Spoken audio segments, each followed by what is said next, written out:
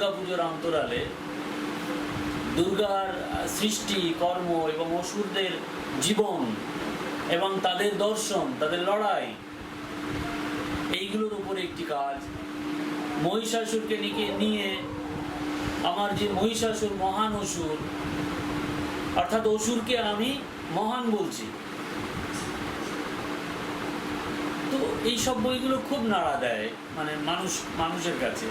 তারপর জাত বর্ণের অন্তরালে, অর্থাৎ আমাদের দেশে এত যে জাতপাতে ভরা, অথচ বাংলার মানুষ এটা বিশ্বাস করতে চায় না, বলে এখানে কোনো জাতই নেই। কিন্তু রবিবার যদি আমরা দৈনিক পত্রিকাগুলোর দিকে তাকাই, তাহলে তো আমরা কি দেখতে পাই যে সেখানে শাণ্ডিল্য পাত্র চাই, চ্যাটার্জি পাত্র চাই, মণ্ডল পাত্রী চাই, ইত্যাদি ইত্যাদি। অর্থাৎ এগুলো কি জাতপাত নয়?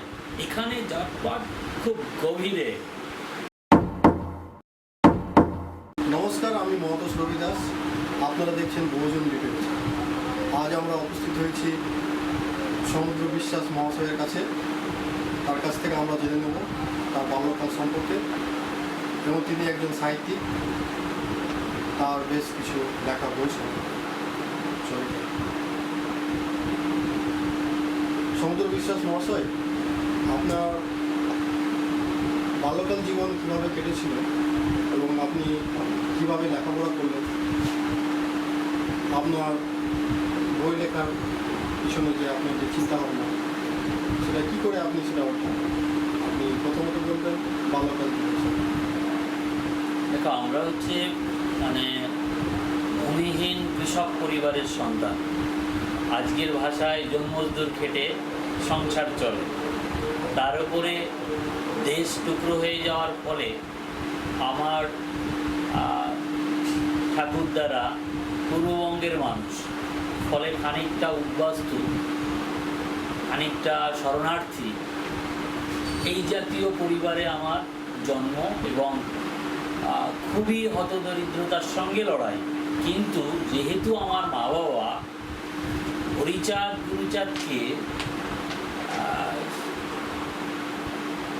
তাদের শ্রেষ্ঠ আরাধ্য মানুষ মনে করতেন, তো তাদের একটা কথাকে খুবই গুরুত্ব দিতেন যে ছেলে মেয়ে দিতে শিক্ষা, প্রয়োজনে করবে ভিক্ষা। মানে শিক্ষার একটা বিশাল তাগিদ তাদের ছিল যে সন্তানরা যেন শিক্ষিত হয়। শিক্ষিত হলে চোখ খুলে যাবে, চোখ খুলে গেলেই ভালো মন্দ বুঝতে পারবে। তো আমার মা সেই খবরের কাগজ কিনে, ঠোঙা বানিয়ে, কি ধূপকাঠি বানিয়ে, আর বাবা নৈশ প্রহরীর কাজ নিয়ে তার সন্তানদের মানুষ করার চেষ্টা করেছে। এবং আমরাও এটা বুঝেছি যে পড়াশুনো করতে হবে। তো এরকম একটা পরিবেশ থেকেই শিক্ষার প্রতি আস্তে আস্তে ঝোঁক হয়। যদিও পড়াশুনো করতে গেলে তো ঘুম পায় ছোটোবেলা থেকেই, ও তো আমাদের ছিল না, কিন্তু আমি সেটা আস্তে আস্তে কাটিয়ে উঠি। কারণ কি, অনেক সমস্যা আমার চোখের সামনে সেই ছোটোবেলা থেকেই ফুটে উঠতে থাকে। পূর্ববঙ্গে থেকে কোনো মানুষ আসলে খায়নি, হয়তো তার জমি জায়গা পূর্ববঙ্গে রয়ে গেছে, সেখান থেকে বিক্রি করতে পারেনি, প্রাণ নিয়ে পালিয়ে এসছে, তথাকথিত পূর্ববঙ্গের মুসলিম সমাজের দ্বারা অত্যাচারিত হয়েছে, নির্যাতিত হয়েছে। এখানে এসেও সে ব্রাহ্মণতন্ত্রের মানুষের কাছে ঘৃণা বিদ্বেষ, এ আমি ছোটোবেলা থেকেই দেখেছি। আর এই ছোটোবেলা থেকে দেখার পরেই আমার খানিকটা উৎসাহ বেড়েছে যে আরে আমিও তো একটা মানুষ, তাহলে আমার কেন এই সকল অধিকারগুলো থাকবে না। তো পথ কী আছে, মাই বলতেন যত পড়বি তত শিখবি, আর যত শিখবি তত বুঝবি, আর যত বুঝবি তত তুই ঠিক করতে পারবি তোর কী করতে হবে কী করতে হবে না। আর এই যে অসহায় মানুষ, প্রচুর মানুষ, তো পাশে যদি দাঁড়াতে পারিস তো খুবই ভালো হয়। আমাদের পূর্ববঙ্গের মানুষদের একটা মানে সংসারে একটা বিষয় ছিল খুব গর্বে। ধরো যাদের 3-4টে ছেলে মেয়ে, তো তাদের একটা ছেলে সমাজের জন্যই ছেড়ে দেওয়া থাকতো। অর্থাৎ সে কী করবে, সমাজের আপদে বিপদে যারা আছে সময় অসময়ে তাদের পাশে দাঁড়াবে। কাউকে হসপিটালে নিয়ে গেলে নিয়ে চলে যাবে, কিংবা চাষ করবার সঙ্গে দেখা যাচ্ছে লাঙ্গল জোয়াল কম হয়েছে, সে একটা নিয়ে ছুটে বেরিয়ে যাবে। অর্থাৎ সমাজের ভালো কর্মের সঙ্গে যুক্ত থাকা। তা আমাদের পরিবারে আমরা হচ্ছে 5 ভাই 2 বোন, তার ভেতরে আমি হচ্ছে ওই ছেড়ে দেওয়া সন্তান, সমাজের জন্য ছেড়ে দেওয়া সন্তান। তো আমার তখন মনে হয়েছে যে পড়াশোনাটা খুব দরকার এই রোগ থেকে বাঁচার জন্য। যেমন আমাদের জমির চারিদিকে যে পরীক্ষা কাটা হয়, গ্রামের দিকে বাড়ি তো চারিদিকে পরীক্ষা কাটা হয়। ওই পরীক্ষা কাটবার জন্য তথাকথিত আদিবাসী সম্প্রদায়ের মানুষরা আসতেন। ওদের গায়ে শক্তিও ছিল এবং কোদাল দিয়ে মাটি কেটে ওটা আমাদের চারিদিকটা উঁচু করে দিতেন। এখন ওরা আদিবাসী থাকার জন্য আমাদের আশপাশের কোনো বাড়িতে বা ইত্যাদিতে গেলে ওদের সঙ্গে সেভাবে মানে খেতে দেওয়া তো দূরে থাক, মানে বারান্দাতেও বসতে দিত না। কিন্তু আমাদের বাড়িতে দেখতাম আমার মা আমাদের জন্য যা রান্না করেছেন তাকেও আমাদের সঙ্গেই খেতে দিচ্ছেন। এইটা আমার খুব ভালো লাগতো। তো তাতে খুব খুশি হয়ে আমাকে ওই আদিবাসী ওই কর্মীদের সঙ্গে আমার খুব বাল্যকাল, তখন আমি ক্লাস 4-এ পড়ি, তখন আমার সম্পর্ক হয়। এবং এই যে দুর্গা পুজোর সময় যে মহিষাসুর, অনেকটা ওনাদের ওরকম গায়ের রং, ওরকম দেখতে, ওনাদের কাছেই আমি ওনাদের ইতিহাস শুনেছিলাম সেই ছোটকালে, যে মহিষাসুর মানে খুব খারাপ এরকম না, আমরা তো মহিষাসুরেরই এই বংশধরের মানুষেরা, এই যে সাঁওতাল, মুন্ডা ইত্যাদি যে জনজাতি আছে যাদেরকে আমরা আদিবাসী বলি, তারা আসলে ওই সমাজের মানুষ, তারাই ভারতবর্ষের প্রাচীনতম মানুষ। তাদের জায়গা জমি বর্ণবাদী মানুষেরা ছলে বলে কলে কৌশলে ভোগ দখল করে নিয়েছে, আর ওদেরকে বারে বারে খারাপ বলতে বলতে বলতে বলতে মানুষের কাছে ওদের সবকিছু খারাপ বানিয়ে দিয়েছে। এই আমার প্রথম স্পর্শ করে আমাকে। তাই তো এভাবে বলছেন উনি। আবার আমাদের যারা পূর্ববঙ্গ থেকে মানুষ আসছে বা দেশভাগের বলি যারা, তাদের জীবনও তো খুব কষ্টময়, দুঃখময়। আবার তাদের গায়ের রঙের সঙ্গে সাঁওতাল মুন্ডাদের গায়ের রঙের খুব ফারাক নেই, জীবন চর্যার সঙ্গে খুব ফারাক নেই। তো আমার ক্রমশ মানে পড়াশোনার প্রতি যেমন ন্যাক বাড়ে, তেমনি আমি দেখলাম যে নানানভাবে যখন একটু প্রতিবাদ করি তখন নানান ধরনের আঘাত সামনে চলে আসে। তো কলমটাকে আস্তে আস্তে আমি শক্ত করে ধরার চেষ্টা করি। লেখালেখির জগতে এভাবেই আসা বলতে পারো।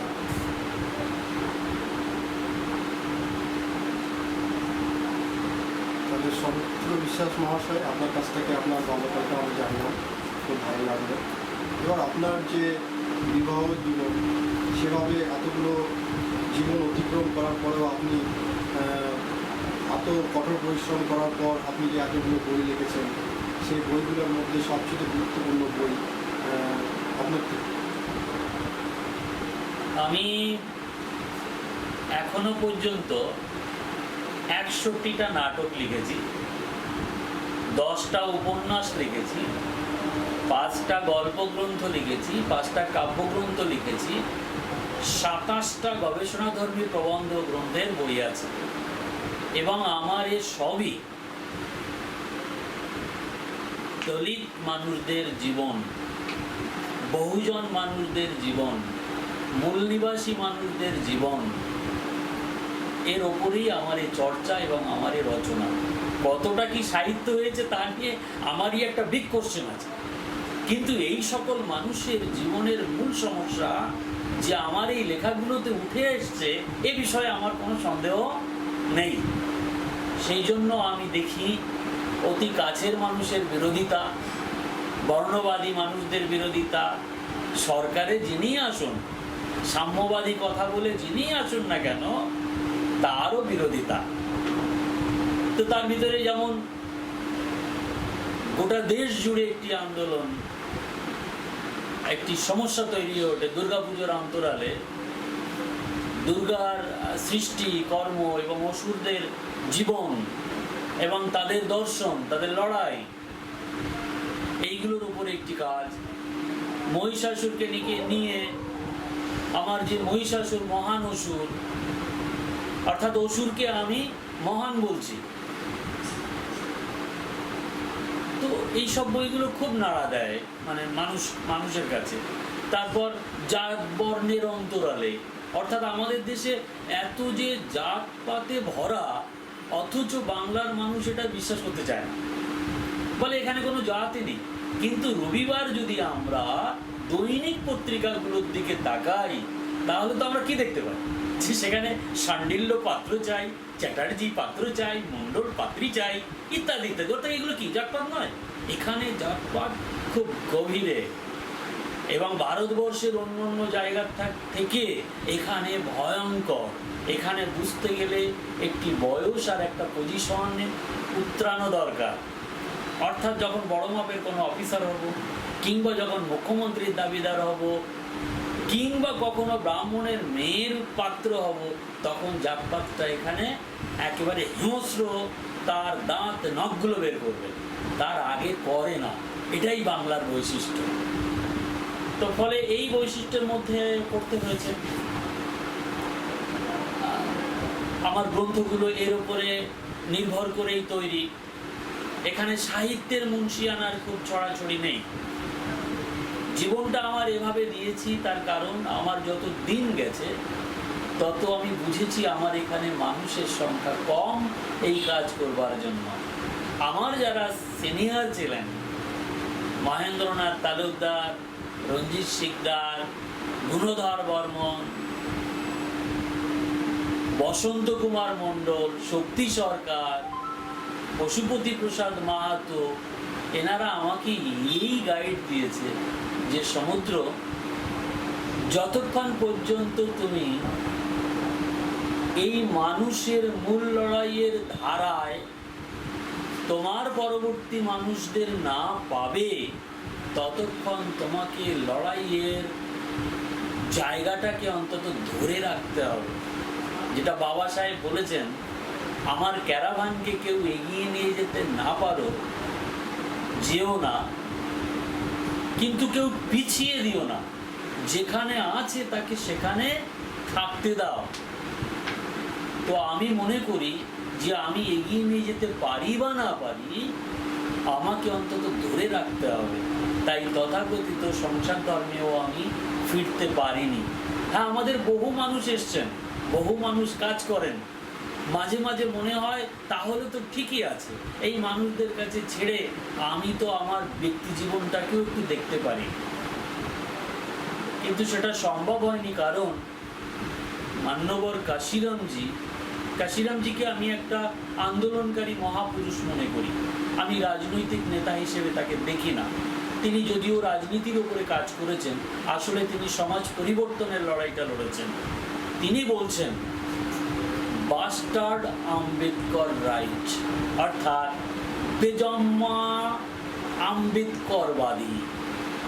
এই শ্রেণীর মানুষের সংখ্যা প্রচুর বেড়ে যাওয়ায় সাধারণ মানুষ বুঝতে পারে না কাদের সংস্পর্শে থাকলে বা কোন পথকে অনুসরণ করে চললে সমাজের অগ্রগতি ঘটবে এবং আমিও অগ্রগতির একজন সৈনিক হব। কারণ এই বাস্টার্ড আম্বেদকর রাইটের মানুষগুলো আম্বেদকরের কিছু বাণীকে তারা ডায়লগ করে নিয়ে তারা এক একজন মহাপুরুষ সেজে বসে আছেন। যেমন এই বাংলায় মতুয়া ধর্ম বলে একটি ধর্ম আন্দোলন ছিল, আজও আছে। আমি যে সময়ের কথা বলছি দেখছি যে আমি তো বাংলার মানুষ, তাহলে বাংলার গর্বের মানুষ তো থাকতে হবে। বাংলার যদি গর্ব কিছু না থাকে, তো আমি আজ বাঙালি হিসেবেও মানুষের সামনে কোনো বার্তা দিতে পারবো না। তাই আমি হরিচাঁদ গুরুচাঁদের দর্শন টেনে আনবার জন্য আমার জীবনকে প্রণিপাত করেছি বললেই চলে। আমার জীবনের একটা বড় সময় আমি দিয়ে দিয়েছি এবং তার জন্য সমাজের সর্বস্তর থেকে বাধা পেয়েছি।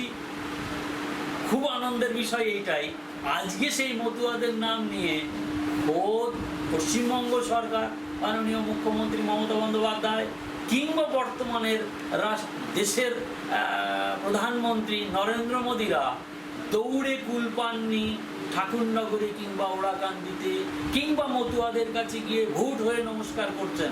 এটা আমার গর্ব লাগে। কেন গর্ব লাগে?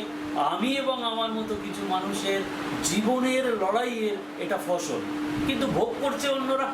ফাঁপা মতুয়ারা ভোগ করছে। ফাঁপা মতুয়া মানে ঠাকুর বাড়ির লোক কটা ফাঁপা, ওরা না হরিচাঁদের দর্শন জানে, না হরিচাঁদের লড়াইটা জানে। কিন্তু মানুষ, আমরা মানুষের কাছে বাস্তবিক লড়াইটা এবং দর্শনটা পৌঁছে দেওয়ার জন্য সংখ্যায় এত কম এবং শক্তি এত কম যে আমরা রুখে দাঁড়াতে পারছি না, পারিনি। আমি চাইছি যে এই সংখ্যাটা বাড়ুক।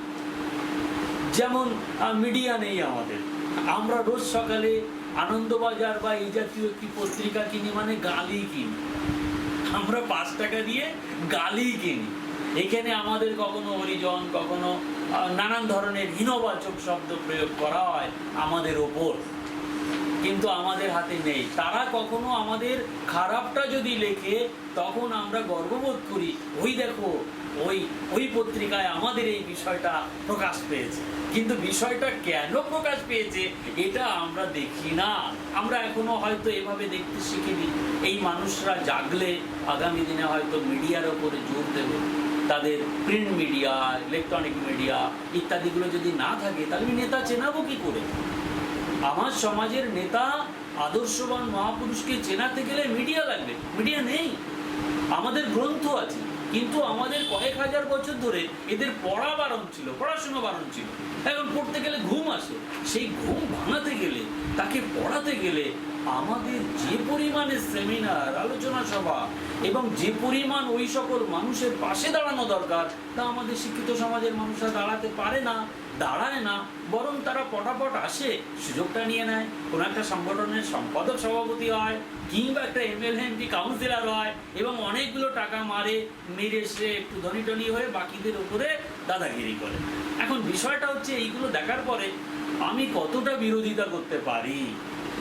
জীবনে আমার অনেকবার ঝুঁকি এসছে, চৈতন্য মহাপ্রভু কেন খুন হলেন, এই কথা লেখার পরে 2002 সালে তো দেখলাম, মানে বইমেলা, কলকাতা বইমেলায়ও আমার উপরে শুরু হয়ে গেল। সে এক বিশাল লড়াই, গোটা রাজ্য জুড়ে একটা মানে আন্দোলন শুরু হয়ে গেল।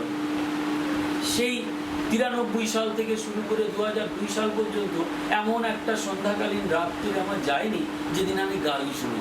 আমি বলছি, আরে চৈতন্য মহাপ্রভু খুন হয়েছে তো। বলছে না, চৈতন্য মহাপ্রভু অন্তর্ধান হয়েছেন, তিনি একটা ভগবান গোছের মানুষ, তিনি খুন হবেন কেন? আমরা তো মহামূর্খ, খুনিদের বাঁচাচ্ছেন কেন? আপনি অন্তর্ধান এখানে সারাদিন ধরে আপনি শুধু ঠাকুর ঠাকুর করেন, তারপরে আপনি একটুখানি একটা কিছুর সঙ্গে মিশে যান তো দেখি। 6 ফুট 2 ইঞ্চি লম্বা চৈতন্য মহাপ্রভু সে হাওয়া হয়ে গেল।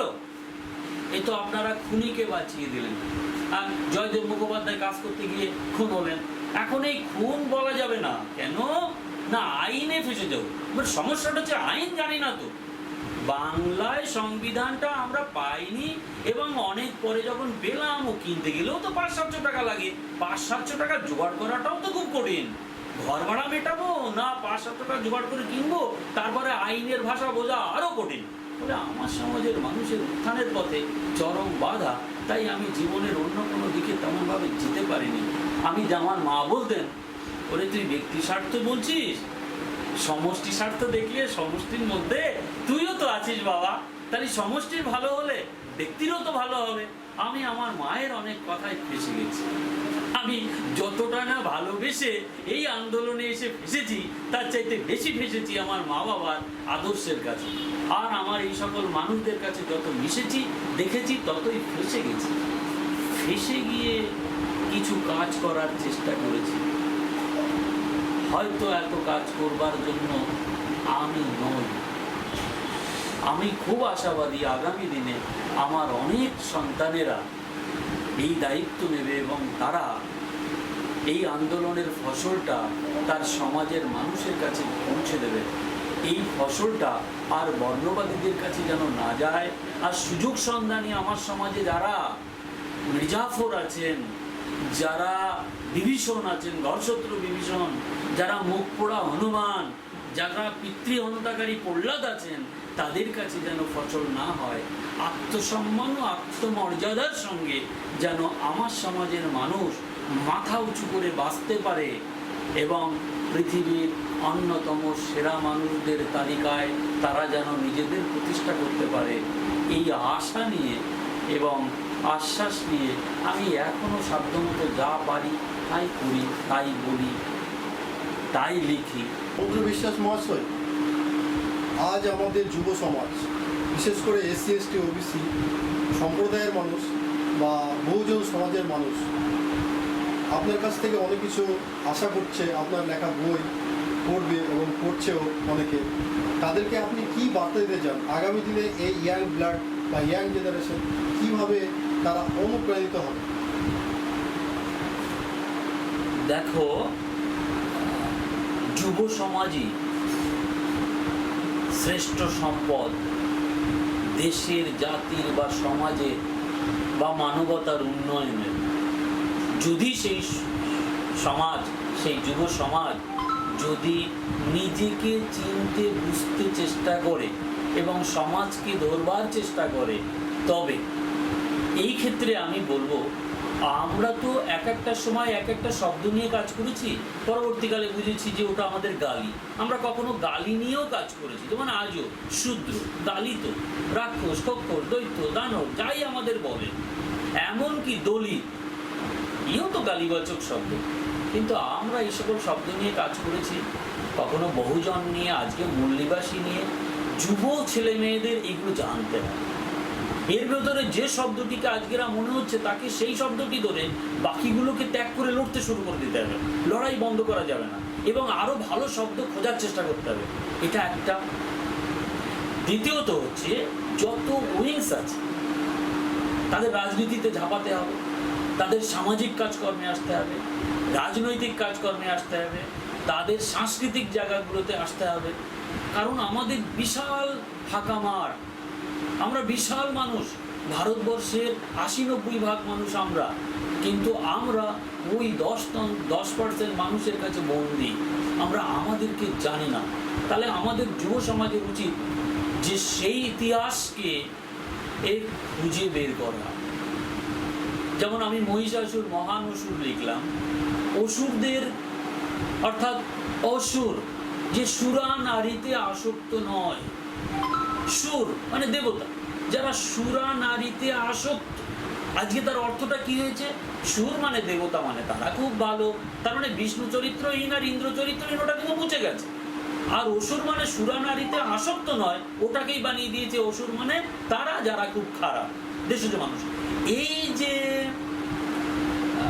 ব্যাখ্যা, বর্ণতন্ত্রের মানুষেরা, ব্রাহ্মণতন্ত্রের মানুষেরা তাদের সুবিধার্থে ব্যাখ্যা বানায়। যেমন রাবণ কিন্তু সীতাকে রেপ করেনি, কিন্তু রাম কিন্তু তার আগে রাবণের বোন শূর্পণখার নাক কান কেটেছে। নাক কান কাটা মানে রেপ করা, এবং রেপ করেছে এ কথা এখন পিএইচডিও করেছেন অধ্যাপক রাবণ গবেষণা করে। তা আমি বলতে যাব না, তার কারণ ওই অনেক আমার গ্রন্থতে লেখা আছে, শূর্পণখা নাটকে লেখা আছে, এরকম আছে। আমি চাইছি যে যুব সমাজের ছেলেমেয়েরা এই বিভিন্ন উইংস, বিভিন্ন শাখায় তারা নিজেরা পারদর্শী হয়ে উঠুক, তাদের সমাজের কল্যাণের কারণে। তার সমাজের মানুষ বুঝবে না অত সহজে, কিন্তু তাকে ধৈর্য রাখতে হবে। মনে রাখতে হবে, জ্ঞান হচ্ছে সম্পদ। আমাদের ধৈর্য হলো কি? জ্ঞান যদি সম্পদ হয়, ধৈর্য হচ্ছে অস্ত্র। ধৈর্য যদি অস্ত্র হয়, তাহলে এই মানে সম্পদ আছে, অস্ত্র আছে, তাহলে আমার সমাজের বিশ্বাসী হতে হবে, অর্থাৎ বিশ্বাস।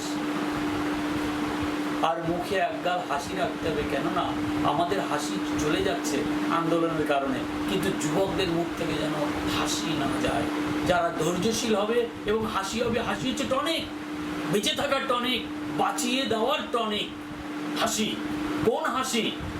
আমার মানুষদের জাগতে হবে, জাগাতে হবে, আর আমাকে সম্পদশালী হয়ে উঠতে হবে। যুবকদেরকে আমি বলবো, তুমি কবি হও, তুমি সাহিত্যিক হও, তুমি নৃত্যশিল্পী হও, তুমি গায়ক হও, তুমি রাজনীতি নেতা হও, তুমি আরো নানান যে শাখাগুলো আছে, তুমি তাই হয়ে ওঠো এবং গর্বের হয়ে ওঠো। আদর্শকে সামনে রাখো, তাহলে তুমি গর্বের হবে। শুধু তোমার, তখন তুমি দেখবে শুধু তোমার জাতির নয়, গোটা বিশ্বের মানুষের গর্ব হয়ে উঠতে পারো। নেলসন ম্যান্ডেলা হয়নি, বাবা সাহেব ডক্টর আম্বেদকর হয়নি, গুরুচাঁদ ঠাকুর হয়নি, জ্যোতিরাও ফুলে হয়নি, পেরিয়ার রামস্বামী নায়িকার হয়নি, বড় বড় মানুষ হয়েছেন এরা, শুধু প্রচার নেই বলে জানে না। আগামী দিনে আমি জানি আমার ঘরের অর্থাৎ SC ST OBC বা ধর্মান্তরিত যে মানুষজন, যে অবহেলিত দেশজ মানুষ, এই মানুষদের ঘরের সন্তানরা এত বড় আকারে নেবে, এত বড় মহান হবে, যারা মুক্তির পথ দেখাবে বিশ্ববাসীকে। তাই তারা হওয়া বললেই হওয়া যায় না, একটা সাধনার বিষয় আছে। এই সাধনায় যেন যুবক ছেলে মেয়েরা লিপ্ত হয়, খুব ভালো মন নিয়ে আদর্শকে সামনে রেখে আমি সেই বার্তাই দিতে চাইছি।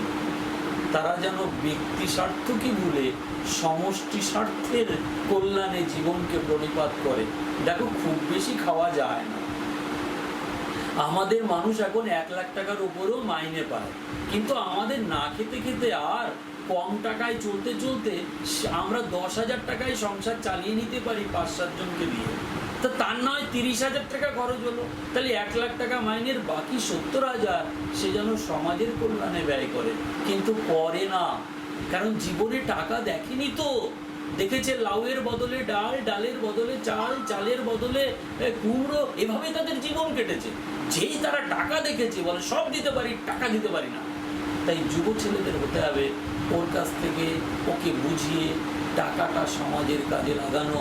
কারণ এই সংরক্ষণটা গুরুচাঁদ ঠাকুর, বাবা সাহেব আম্বেদকর, এই প্রভৃতি মানুষের জীবনের লড়াইয়ের ফসল। এই টাকাটার অধিকার সমস্ত জনগণের মানে জনজাতির আছে, জনসমাজের আছে। ইয়ং ছেলেরা, যদি ছেলে মেয়েরা সেটা বোঝে, তাহলে তাদের কাছে তারা যেন দাবিদার হয়ে ওঠে।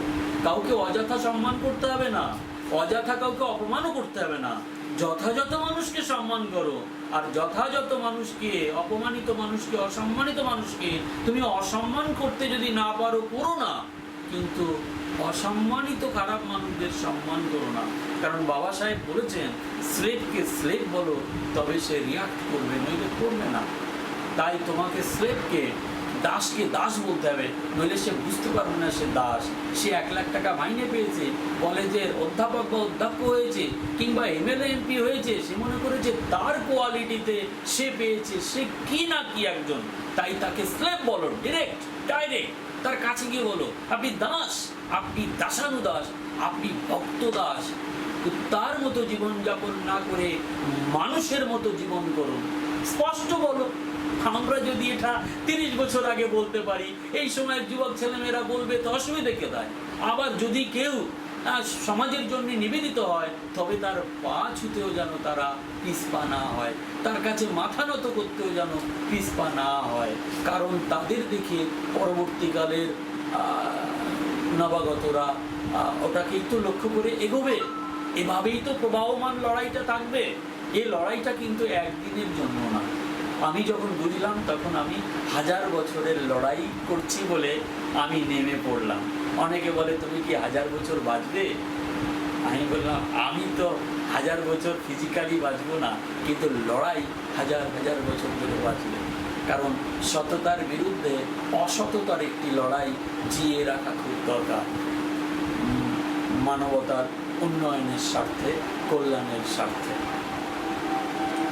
সমুদ্র বিশ্বাস মহাশয়কে অসংখ্য ধন্যবাদ। তার বক্তব্য খুব সুন্দর, আমাদেরকে খুব মনোপ্রাণিত করেছে। আমাদের বহুজন লিটারেচার পক্ষ থেকে সমুদ্র বিশ্বাস মহাশয়কে অশেষ ধন্যবাদ তার মূল্যবান বক্তব্যটি তুলে ধরার জন্য। আর একটা প্রশ্ন, সেটা হচ্ছে, সমুদ্র বিশ্বাস মহাশয়, আপনি আপনার প্রতিদ্বন্দ্বী হিসেবে কাদেরকে মনে করেন, এবং সেই প্রতিদ্বন্দ্বীগুলো সম্পর্কে আপনি কি বলতে চাইবেন? এবং আপনার যে লেখা বইগুলো, সেই লেখার যে প্রেরণা, যুব সমাজকে অনেক কিছু বার্তা দিয়েছেন, সেই বার্তার যে প্রেরণা, সেটার উপরে আপনি একটু বলবেন। কমন ভাবনার খুব জোরালো একটি প্রশ্ন। আমার ভালো লাগছে যে আমাদের সন্তানেরা এভাবে ভাবেন যে সত্যি সত্যি তো প্রতিযোগী থাকেই, বিরোধী থাকেই। তো আমরা যদি গুরুচাঁদ ঠাকুর, আমরা যদি আম্বেদকর সাহেবদের দর্শন বোঝার চেষ্টা করি, তাহলে আমাদের প্রধান বিরোধীটা দাঁড়ায় হচ্ছে ব্রাহ্মণ্যবাদের বিরুদ্ধে, ব্রাহ্মণ্যতন্ত্রের বিরুদ্ধে। এটি একটি লড়াই। ফলে আমার বিরোধী যদি হয় তো সেই তন্ত্রে যারা বিশ্বাসী তারা, কিন্তু তারা মানুষ এ কথাটাও আমি জানি। তাই আদর্শের লড়াই হয়। আমি এটা যখন কাজ করতে করতে বুঝলাম যে আমার কি করণীয়, কি পারকতা, আমার কাদের বিরুদ্ধে আমাকে জোরালোভাবে লড়তে হবে এবং কোনটাকে আমি উত্তরণ বুঝব, তখন আমি দেখলাম যে আমার লড়াই সংগ্রামের উত্তরণ ঘটবে যদি আমার বিরোধী এবং আমার মূল প্রতিযোগী যদি আমি আমাকেই ধরি। অর্থাৎ আমি আজকে আমার সমাজের জন্য যতটা কাজ করেছি আমি কালকে তার চাইতে বেশি করব। লড়াইটা আমার বিরুদ্ধে, আমার লড়াই কোনো ব্যক্তি মানুষের বিরুদ্ধে নয়। আর আমার অস্ত্রটা আমার সঙ্গীকে একটি দর্শন, আর আমার বিরুদ্ধেকে আরেকটি দর্শন। আমার দর্শনের বয়ে নিয়ে চলেছেন গুরুচাঁদ আম্বেদকরেরা, আর আমার দর্শনের বিরুদ্ধে আছে বর্ণতন্ত্র, ব্রাহ্মণ্যতন্ত্রের দর্শনটা। লড়াইটা আমার সঙ্গেই। আমি আমার সমাজের আগত মানুষদেরও বলবো, লড়াইটা নিজের বিরুদ্ধে করো, উত্তরণের দিকে তাকিয়ে। অসংখ্য ধন্যবাদ। হাততালিটা দেবে তো। অসংখ্য ধন্যবাদ সমুদ্র বিশ্বাস মহাশয়কে, তার প্রতিদ্বন্দ্বী সম্পর্কে বলেছেন। বহুজন লিটারেচারের পক্ষ থেকে সমুদ্র বিশ্বাসকে অশেষ ধন্যবাদ। এ বলে আমাদের আজকের প্রোগ্রাম শেষ করছি। আপনারা লাইক, শেয়ার, কমেন্ট অবশ্যই করবেন। আমাদের চ্যানেলটা নাম হচ্ছে বহুজন লিটারেচার। আপনারা দেখছেন বহুজন লিটারেচার।